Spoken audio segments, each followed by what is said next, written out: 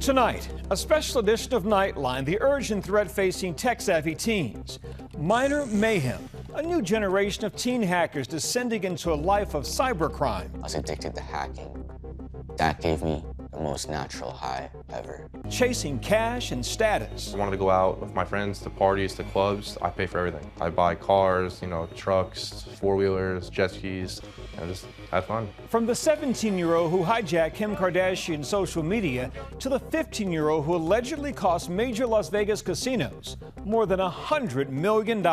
Individuals as young as 14 are being interviewed by the FBI. We are with the young man behind the historic breach as he heads to federal prison. I'm so thankful I got caught. I really am, because I would have never stopped. Now speaking out from behind bars, and the shocking thing experts are asking parents to do. This special edition of Nightline, Minor Mayhem, the hackers of Gen Z. We'll be right back.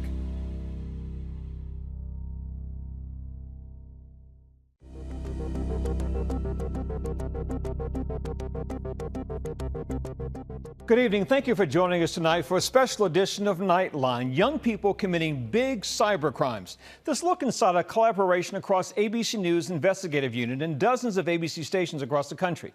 Joining us tonight, our friend Gio Benitez. And Gio, I understand that we spoke with one young person about 48 hours before he had to report to federal prison. Byron, it's incredible. It is emotional. It is powerful. Wait till you hear his story here, because in just a few moments, we're going to see his last moments of freedom. And later on, he actually has a message from behind bars, and this story really highlights how the biggest crimes can happen right in your own living room.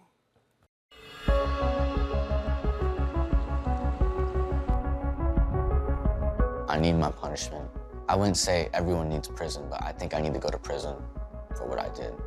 Matthew D. Lane. Shortly after graduating high school, this Massachusetts teenager, Matthew Lane, helped launch what's been called the biggest cyber attack in U.S. education history. Potentially concerning news for parents. The Power School data breach at one of the largest student information systems in the world that has potentially exposed the personal information of millions upon millions. The company reportedly paid close to $3 million in ransom to recover the private information of 60 million students that Matthew helped compromise. I definitely knew what I was doing. In spectrum of hackers, like here. Matthew, now just 20 years old, sat down with ABC News for an exclusive interview 2 days before reporting to federal prison. I'm gonna take my punishment. Are you not scared? Yeah, of course I'm scared. For Matthew and so many others like him, his gateway to cybercrime was a gaming platform that most teenagers know, Roblox. Here, every game is built by the community. It's an online space where gamers can connect with players from all around the world and even create their own games. It wasn't until I was like 13, 14, a friend that I knew, he put me on the Roblox training program. And then I started getting into that and just kind of spiraled from there, honestly. The bad guys are on all the platforms watching the kids playing. And when they see an elite level performer, they go approach that kid masquerading as another kid and they go, hey, you want to earn some crypto? Here are the tools, here are the techniques. Tonight, the story of two hackers who, as teens, fell into a life of cybercrime, whether by stealing directly from people's accounts. How much money are we talking about here? Well, like $8 million. $8 million. Yeah. Or by holding their data hostage in exchange for money. It's easy money, even though it's dirty. Though these crimes started with gaming, the real-life consequences are no child's play. One still so young, just starting to face his punishment. The other now working to stop teens before it's too late. They get a little bit of money and they think like they're on top of the world. Like they think like they're in like Scarface movie or something, and they're not. Say hello to my little friend! Experts warn this new generation of cybercriminals is uniquely dangerous and shockingly young, chasing money, status, and their next thrill. It's way more than driving 120 miles per hour on like a back road or a highway, incomparable to any drug at all as well. Individuals as young as 14 are being interviewed by the FBI. The cases are startling. From a 17-year-old who hijacked the social media accounts of Barack Obama, Kim Kardashian, Jeff Bezos, and others, to the 15-year-old hacker who allegedly cost major Las Vegas casinos more than $100 million. Another teen said hacking was his hobby before breaking into thousands of platforms at the massive sports betting platform DraftKings and stealing hundreds of thousands of dollars. When was the last time you hacked someone's account? Less than a week ago. Here he is being questioned by police about his years of hacking. Do your parents know a fraction of this?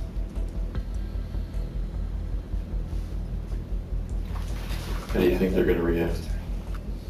You're not the best. The average age of someone arrested for serious crime is 34 years old. Average age of someone arrested for cybercrime is 19 years old. There was the 19-year-old New Yorker who, from inside his parents' house, founded one of the world's leading hacker forums, a global market for stolen data that Matthew Lane frequented. It was called Breach Forums, and that's where everyone flocked to. The FBI nabbing its founder in an elaborate ruse. Walk out, Timmy. Right here. Pardon? Parents need to plug in. Parents need to lock in. Parents need to understand the world that their kids are living in. Understand the threat of their kid being groomed from their bedroom. That's what happened to Matthew Lane. He says he had a happy childhood and a loving family. But in his teens, he says he started to struggle with mental health, and what he later learned was autism. And that kind of made me feel like an outcast. I wanted to go find solace in other things. You know, I was gaming or was playing Roblox, and I was involved in the game cheating community. Roblox says it uses cutting-edge technology to fight cheating, but Matthew still found it, and then a bigger hacking world online where cybercriminals boldly boast of their latest heists and their lavish lives. And you're like, as a young kid, like, I want that. And then that's what leads you down to the path of greed. The hacker in him was merciless and methodical. We would try to get an initial access, and then next step, privilege escalation. Next step was exfiltration, and then 4 is ransom. I would just search top Fortune 500 companies. As his targets got bigger, so too did his profits. So I was spending a lot on designer clothes, diamond jewelry. A big thing was the drugs. Lots of drugs, lots. High potency marijuana, magic mushrooms, acid, stuff like that. I felt like I was a zombie. I was disconnected. And nothing I felt like I was doing was real, even though it was. It was a bad era of my life. But he says the ultimate high came from hacking. I was addicted to hacking.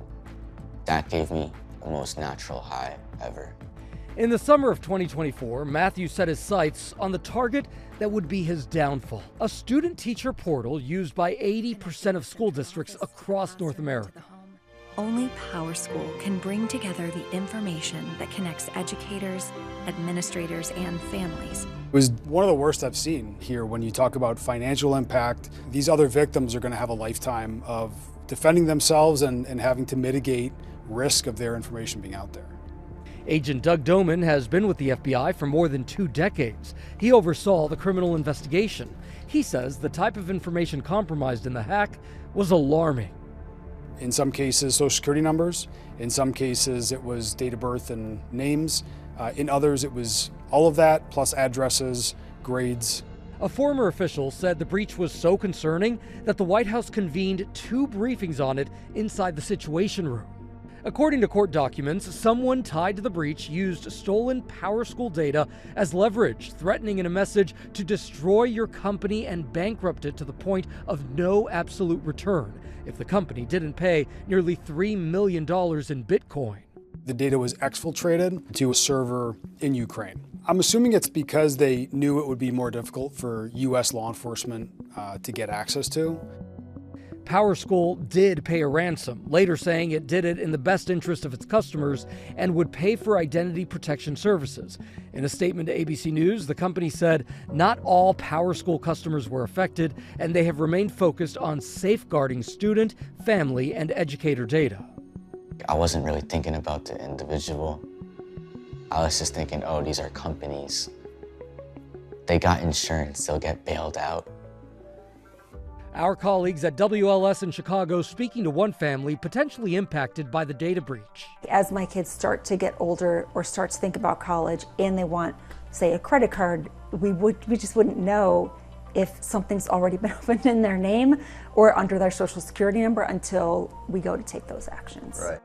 Matthew continued his cyber crimes, keeping it all a secret while trying to live his day-to-day life as a college student.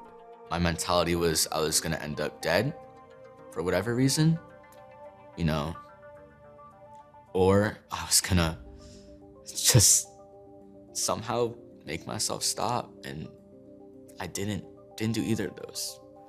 The FBI working behind the scenes to connect the dots. We're starting to put a picture together of who this individual is, who he's working with. The smoking gun for investigators, that server in Ukraine. We saw that the server had been purchased with cryptocurrency, that we were able to tie to Matt Lane's true name in a financial account that he had been using. And when that happened, that's what clicked for us. That's what broke the case. Coming up, the FBI raid that changes everything. I get a bang on my door at 6:30. Plus, the man trying to save teens from the life of crime he once led. And the surprising thing parents can do to protect their kids.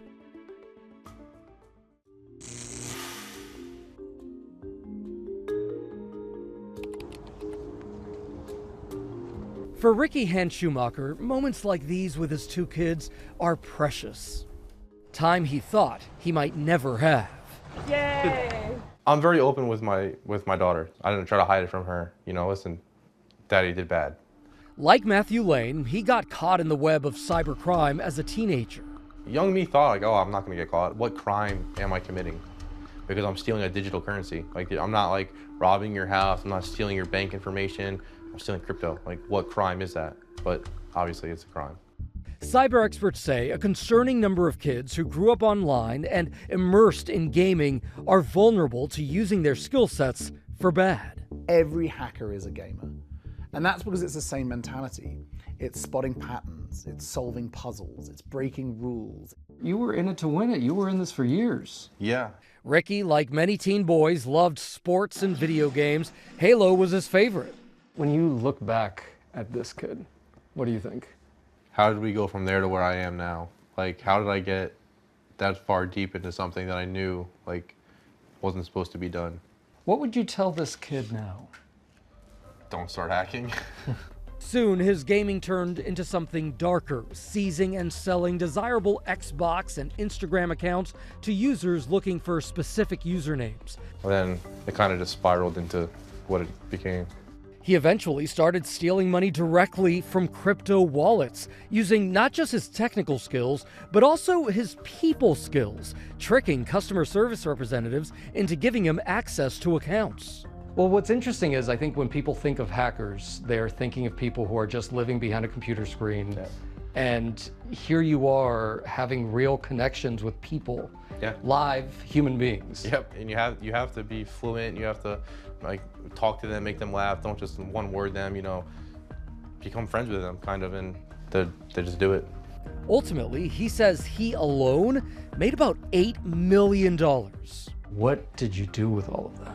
I wanted to go out with my friends to parties, to clubs. I pay for everything. I buy cars, you know, trucks, four-wheelers, jet skis, side-by-sides, and just had fun. To avoid detection, he says he would send his crypto to a contact who would then mail wads of cash through the regular mail. It would come in like vacuum-sealed packages. My mom would go to the mailbox and she sees my mail and she just puts it on my bed, but she doesn't know it's $100,000 in cash. We're walking out to the truck. Ricky still remembers when it all caught up with him. Shepherd Rod will be a little nervous. If you want to lean against your truck or something, hang tight. One male, adult, 10-12. Ricky pleaded guilty to conspiring to commit wire fraud. He served 27 months in prison. What are you thinking about during those 27 months? Not knowing, you know, what's going on that day. Like, what's your family doing that day? Well, I see the remorse on your face. Yeah, you know, I just had a newborn baby. I wasn't here, so that part sucked. You know, first walks, no amount of money can bring back memories that you're missing. Matthew Lane learned that the hard way his freshman year of college. It was 6:30 a.m. I was just waking up after I stayed up that night. We go up the stairs to the second floor where his dorm room is. I get a bang on my door. I'm thinking it's the resident director or the RA's bugging because I had a lot of weed in my dorm and I smoked all the time. But no, this man is pounding at my door saying, FBI, we have a search warrant for Matthew Lane. The door immediately opens. Matthew Lane is there with 2 other occupants. They're just tearing out my dorm. They seized a lot of my clothes, my designer clothes, stuff I got from ill-gotten gains. After they left, I was like, it's over. It's over. I'm done. I'm done with this. I don't gotta deal with it. Less than 2 months after the raid, Matthew pleaded guilty to 4 counts: hacking, cyber extortion, and identity theft-related charges. I'm so thankful I got caught. I really am, because I would have never stopped. He was sentenced to 4 years in federal prison and ordered to pay more than $14 million in restitution for what he did. It was disgusting. It was greedy. It was rooted in my own insecurities. It was wrong in every aspect and unjustifiable. But now, I need to keep working on myself. He says he's already started that process through therapy and getting sober. Why did you agree to this interview? I hope I can convince at least one person not to go down my path. Even if it's one person, I'd be happy, honestly.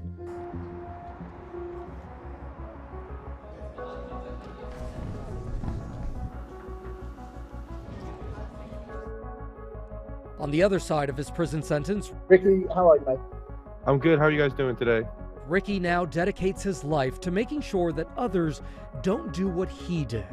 Yeah, I think everyone's pretty excited to hear, or interested to hear your stories. He's talking to computer science students at a high school halfway around the world during an event hosted by the group The Hacking Games. It's tough when you have a history and a record on your background. You're a threat to companies, so they won't hire you.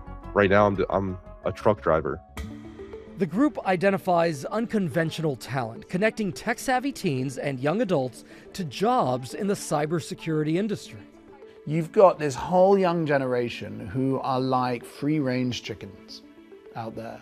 And under no guidance, they can fall into really, really bad habits. Under the right guidance, you can take this generation and use their skills. Fergus Hay is the founder of the Hacking Games. When I grew up, there was stranger danger. We are not teaching our kids that in the gaming space. Roblox says cybercrime is an industry-wide challenge, and they work with law enforcement to stop criminals. They added that they have hired young hackers to help secure their systems. Just yesterday, Roblox also announced they will be introducing age-based accounts and expanded parental controls for users under 16 years old. Experts say there are key things parents can do now to protect their kids. What I'll say to them is you've got to get in there and game with them. In the same way you might take your kids out to the park to go and play soccer, or throw a ball, you've got to get in there and game with them, because then you'll understand their culture, you'll understand how they talk to their friends, you'll also understand who's talking to them. You've got to get accustomed to protecting your kids. You have to monitor and listen to what your kids are doing. You may think, oh, my son wouldn't do that, but as a parent, you have to take action on that. Coming up, Matthew Lane's message from behind bars. We'll be right back.